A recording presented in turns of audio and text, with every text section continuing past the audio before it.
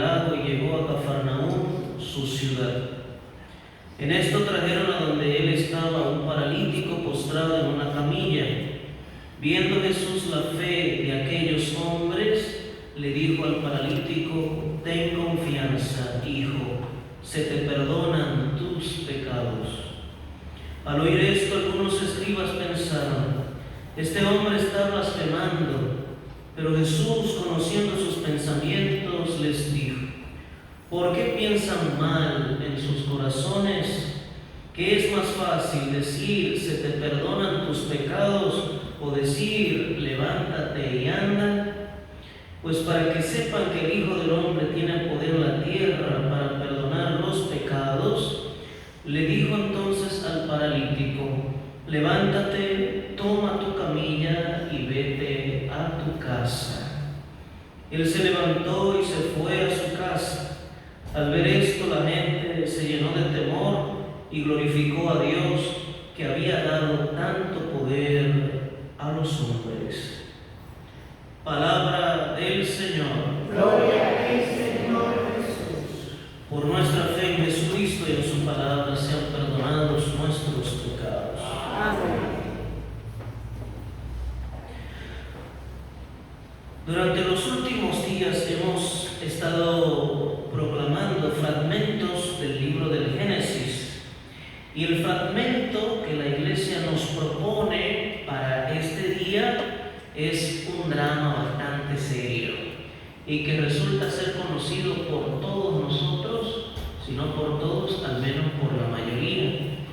Es ese drama en donde Dios le pide a Abraham que sacrifique su hijo por amor a él.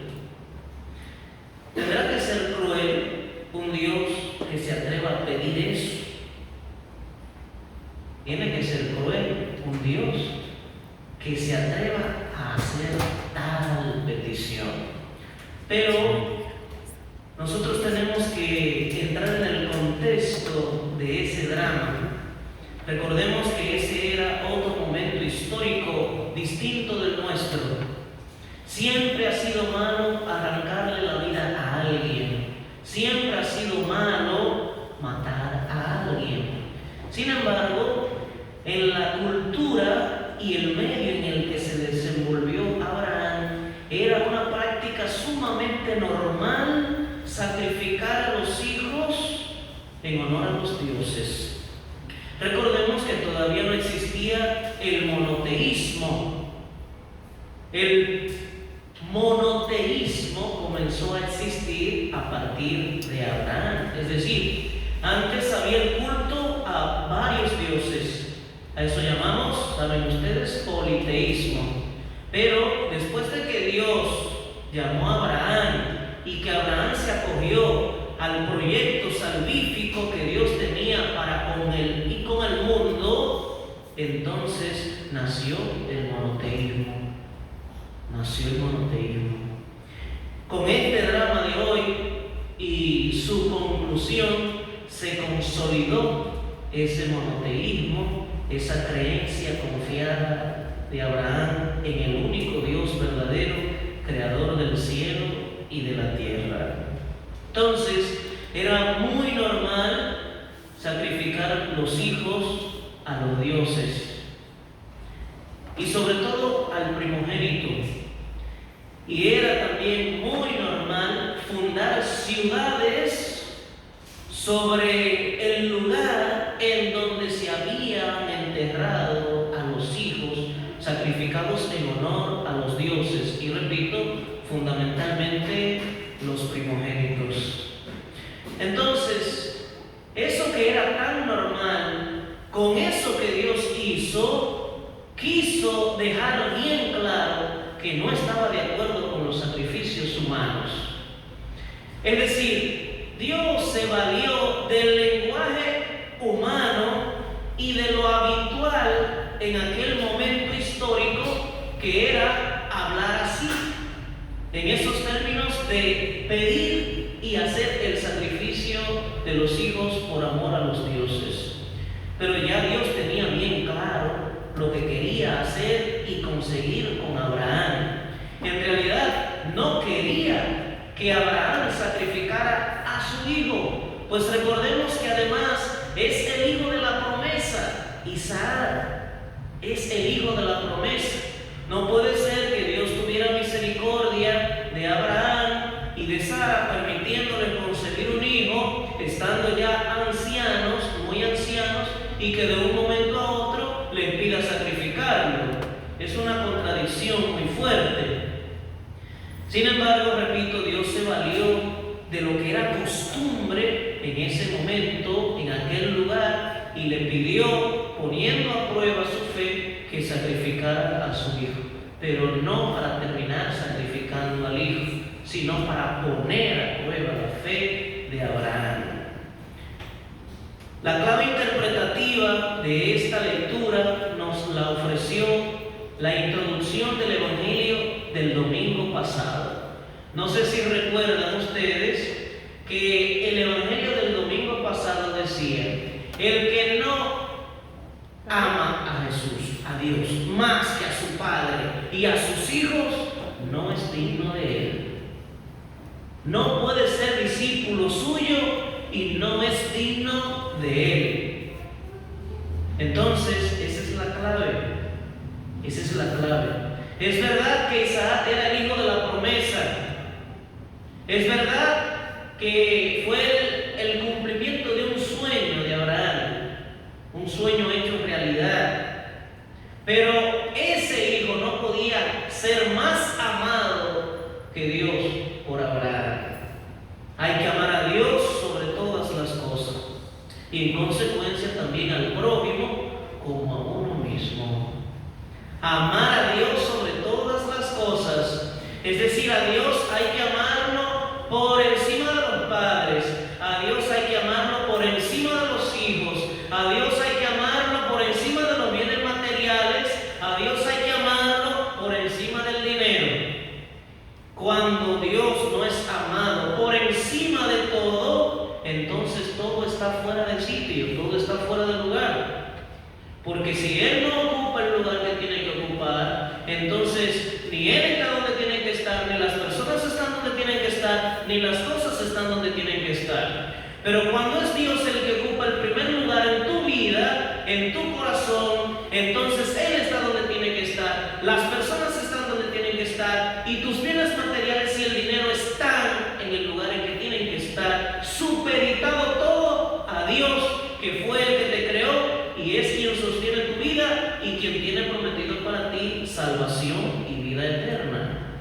Ni tus padres, ni tus hijos, ni tus bienes materiales, ni el dinero pueden comprarte la salvación. Solo Dios puede otorgarte la salvación. Hay que amar a Dios sobre todas las cosas. Abraham nos enseña muchas cosas. No podemos como desglosar cada detalle de esta lectura, pues hasta un poquito larga es, pero quisiera reparar en algunas otras cosas. Primero, Abraham escucha. Está siempre atento a lo que Dios le pide y está también dispuesto a hacer lo que Dios le pide. Eso se dice en una palabra: obediencia. Abraham fue siempre obediente al Señor. A nosotros nos corresponde ser obedientes a Dios por lo que directamente nos pide hacer a través de su palabra o a través de acontecimientos, pero también nos pide ser obedientes a Él, siendo obedientes a la iglesia que Él ha querido constituir en sacramento universal de salvación para la humanidad entera. Y se le es fiel y obediente a Dios en la fidelidad y la obediencia a la iglesia, guardándole siempre fidelidad y respeto a nuestros pastores, comenzando por el Papa, los obispos, los párrocos, los vicarios, en definitiva, a todos aquellos a quienes el Señor les confió la tarea de apacentar a su pueblo, siempre y cuando lo que ellos nos pidan se acoja a la voluntad de Dios. Otra cosita importante, Dios provee. Fíjense que el mismo Isaac, cuando habiéndose enterado de que Abraham iba a sacrificar un cordero, y que no iba con el cordero, sino con él, la leña y el fuego, el muchacho le dijo, como que dice, papá, ¿dónde está el cordero? Aquí llevamos la leña y el fuego, pero no hay que sacrificar. No hay que sacrificar. Y entonces Abraham pronuncia una frase muy emblemática que tú y yo debemos hacer nuestra. Dios provee. Dios provee. Cree, confía y espera en que Dios también a ti te proveerá.